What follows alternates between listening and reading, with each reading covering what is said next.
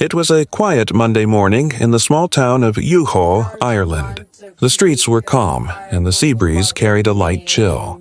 But inside a small house on Grattan Street, something didn't feel right. Tina Satchwell, a woman known for her kindness and soft smile, was suddenly gone.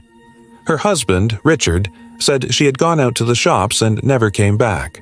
He told everyone she just disappeared, like she had vanished into thin air. At first, people thought maybe she needed some time alone. But soon, the silence became too loud and the worry too heavy. Tina's family tried to call her, message her, reach out on social media. But nothing. Her phone was off, her bank account untouched, and no one had seen her anywhere. Days turned into weeks, and still, there was no trace of her. The police began to investigate. They asked Richard the usual questions. When he last saw her, what she was wearing, whether they had argued. He said everything had been normal. He said she was happy, that they had plans for the future. But there were small things that didn't add up. Tina's passport was still in the house. Her clothes, her shoes, even her toothbrush. All still there. If she had really gone away, why would she leave everything behind? The town started to talk. Some said she had run away to start a new life. Others whispered darker things. But no one knew the truth. And as months passed, the mystery of Tina Satchwell's disappearance grew deeper. Every night, Richard sat alone in the same house. He told reporters he missed her, that she might come back any day. But behind his words, there was something strange, something in his tone that people couldn't quite understand. The police searched the nearby woods, rivers, and beaches. They even brought in dogs to search for clues. But there was nothing. It was as if the earth had swallowed Tina whole. 2 years passed. The case went cold. People forgot. The headlines disappeared. But some officers didn't stop thinking about it. Something about the case felt wrong, like a puzzle missing one final piece. Then, one night, in a quiet police office, a new piece of information appeared. A small tip. It said someone had seen something suspicious around Richard's house. It wasn't much, but it was enough to reopen the case. The next morning, police cars returned to Grattan Street. Neighbors watched from their windows as officers carried equipment and dogs inside. They started to dig, slowly, carefully. Hours passed. Then, suddenly, one officer shouted. Everyone froze, under the stairs. They had found something. A dark silence filled the air. Cameras flashed. Reporters gathered outside. Something buried deep under the stairs of that small, quiet house was about to tell a story the world would never forget. But what they found wasn't just evidence. It was the end of a mystery, and the beginning of a horrifying truth. When police discovered something under the stairs, the whole town stopped breathing. Officers quickly sealed off the area. The narrow house on Grattan Street became a crime scene. Blue lights flashed through the evening fog as curious neighbors whispered outside their doors. No one knew what was found, but everyone feared the same thing, that Tina Satchwell had never left her home alive. Inside the house, detectives moved carefully. The air was heavy with dust and tension. The digging continued through the night. Then, wrapped in layers of old concrete and dirt, they found what they had feared most: human remains. Silence fell. One of the officers whispered, "Call the lab." The remains were taken for forensic testing. Everyone hoped somehow that it wasn't Tina.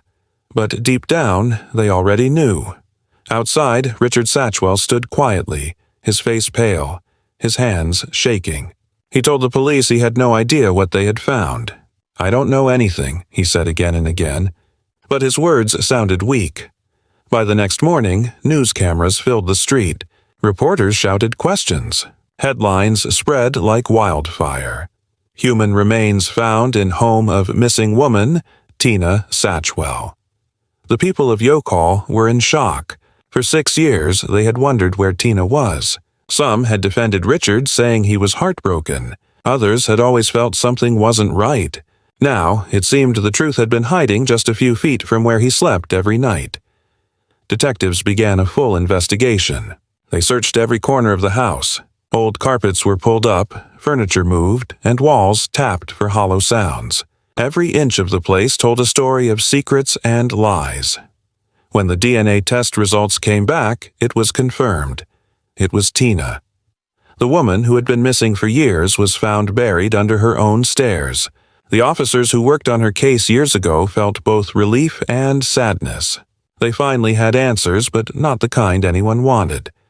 Soon after, Richard was taken into custody for questioning. As he sat in the small interview room, the detectives played his old TV interviews. In those clips, he spoke softly, pretending to be a grieving husband. Now, sitting across from the police, his eyes looked empty. "Why, Richard?" one detective asked. "Why hide her?" He stayed silent for a long time, staring at his hands. Then he whispered, "It wasn't supposed to happen." Investigators searched his phone records, old bank statements, and even his internet history. What they found painted a picture of control, jealousy, and anger. Neighbors later said Tina had become quiet in the months before she vanished. She stopped visiting friends. She stopped smiling. Some said they heard arguments late at night, muffled through the thin walls. The police built a timeline. On the day Tina disappeared, there were no signs of anyone breaking in or out. No strange vehicles. No struggle outside.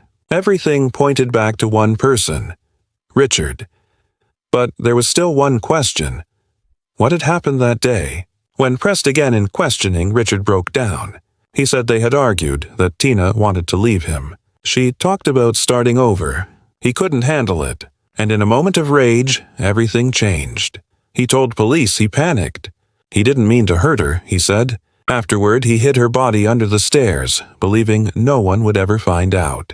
Then, for 6 years, he lived above that secret, giving interviews, crying on TV, and pretending to hope for her return. When police released the statement confirming Tina's remains, people gathered outside the house with flowers and candles. Strangers wept. Some prayed. Everyone asked the same question. How could someone live for years above such horror? The investigation continued, but one truth was already clear. The mystery of Tina's disappearance was solved, but the story of what happened inside that house had only begun. The news of Richard's arrest spread faster than wildfire. Across Ireland, people watched in disbelief. For 6 long years he had cried in front of cameras, begged for Tina's return, and told the world how much he loved her. But now, everything had changed. He was no longer the worried husband. He was the main suspect in her murder. At the police station, Richard sat in a small gray room. The walls were bare, the lights too bright. 2 detectives faced him across the table. One spoke gently, the other firm. They wanted the truth. All of it. "Richard," one of them said, "we found her. You know that. But we need to know why." For a long moment he said nothing. His fingers tapped on the table, slow and nervous. Then, in a quiet voice, he whispered, "I never planned it. She was leaving me." The detectives leaned in. Richard looked tired, older than his years. His voice broke as he spoke. He said Tina wanted to leave Ireland, maybe even leave him. They had argued again and again about it. He said she packed her things and he thought she was serious this time. "I begged her to stay," he said softly, "but she wouldn't listen. I lost control." The room went silent. The air felt heavy. The detectives exchanged a look. They finally had what they needed. Richard's confession was recorded, every word. He described how the argument had turned violent, how one terrible moment changed everything. After it happened, he panicked. He didn't call the police. He didn't tell anyone. Instead, he hid Tina under the stairs, the same stairs he had walked over every day since. When the recording stopped, Richard lowered his head. "I thought I could live with it," he said. But I couldn't. Outside, reporters surrounded the courthouse. Crowds gathered with signs demanding justice for Tina. Her family stood together, holding a framed photo of her smiling face. Her sister told the press she was gentle. She didn't deserve this. Her words broke hearts across the country. The trial began in a packed courtroom. Every seat was filled. Every camera pointed at the man who had once called himself a loving husband. Richard sat in silence, dressed in a plain shirt, his hands trembling slightly.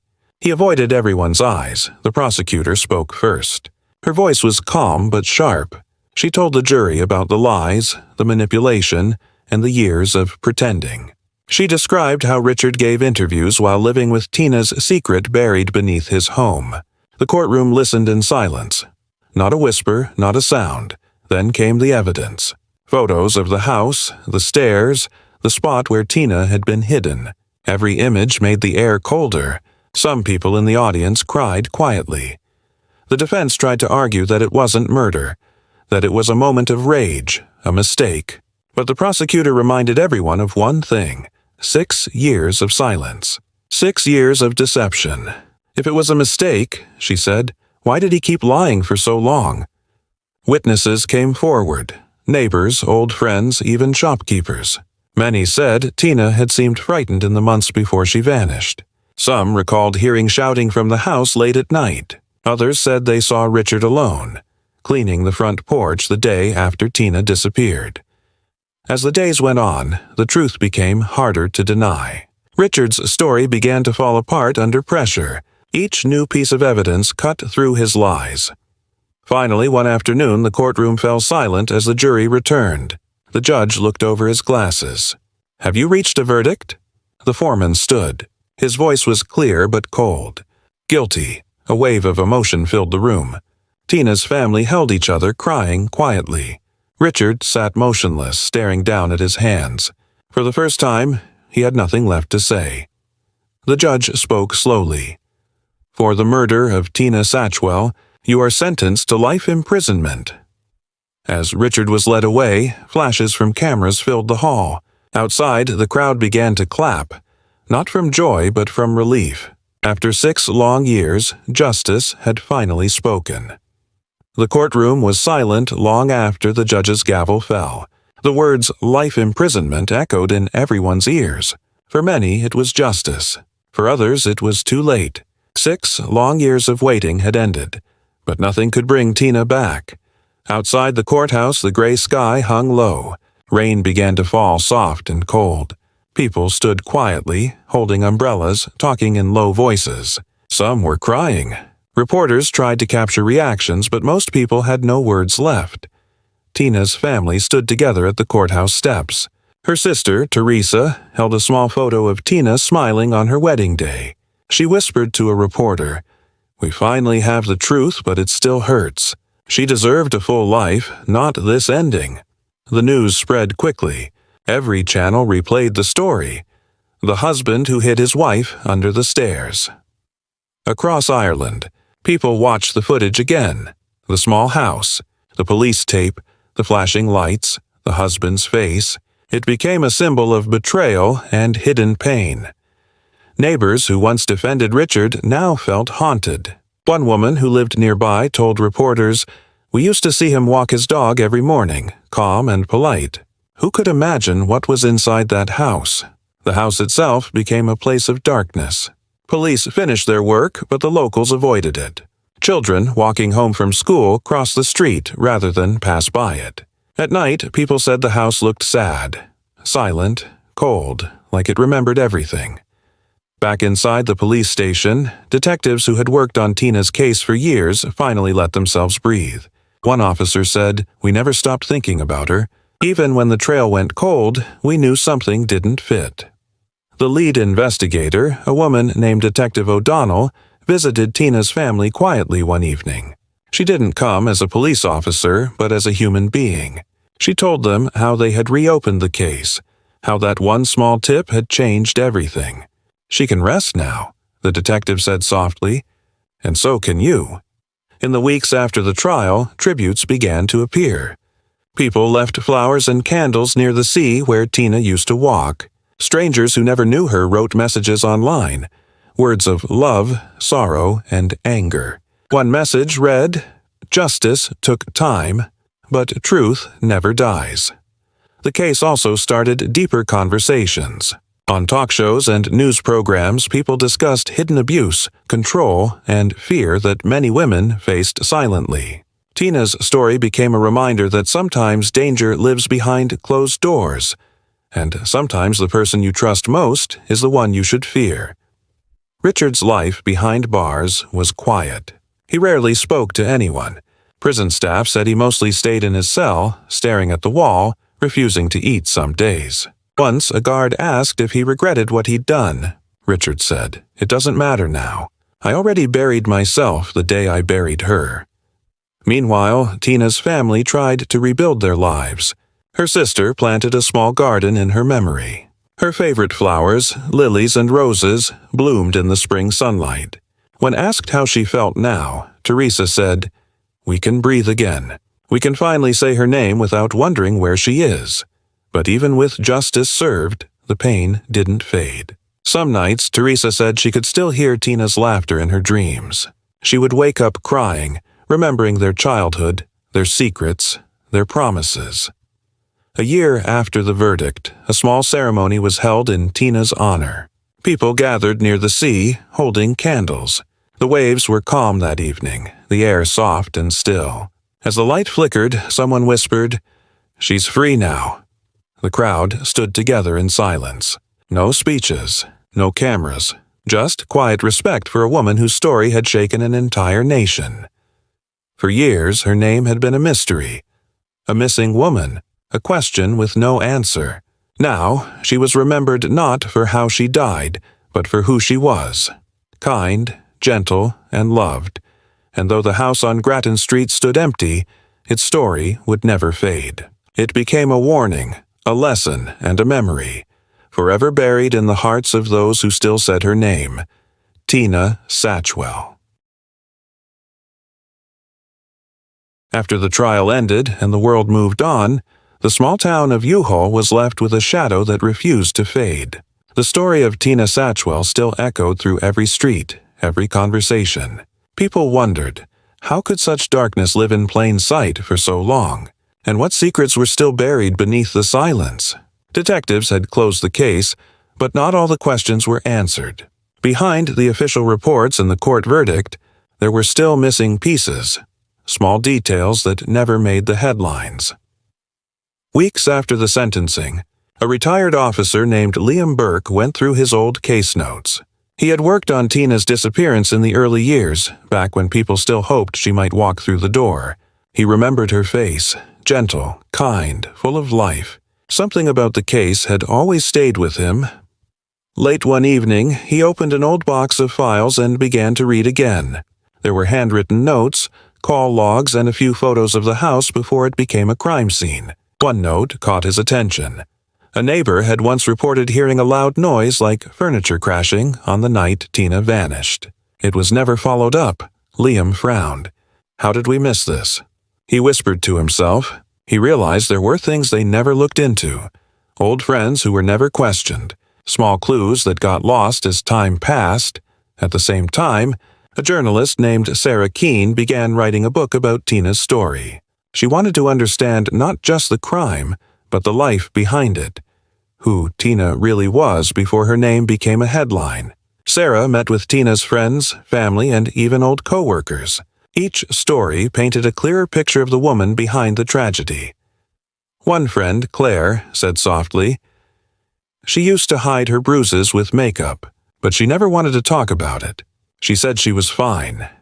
Sarah paused, realizing that the warning signs were there all along, but no one had seen them clearly. As Sarah dug deeper, she discovered Tina had spoken once to a local counselor months before she disappeared. The counselor, bound by privacy at the time, could now confirm Tina had mentioned feeling trapped, watched, and afraid to leave. She wanted freedom, the counselor said, but she didn't know how to get it. This new information brought fresh pain to those who loved her. It showed that Tina had been reaching out for help, quietly, carefully, but the world around her hadn't listened.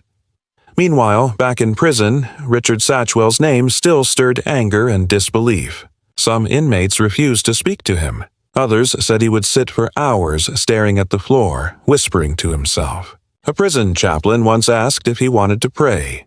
Richard replied, "I tried to bury the truth, but it keeps digging its way out."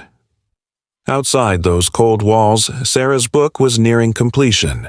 It wasn't just a story of murder, it was a story of silence. The kind that grows when fear takes hold.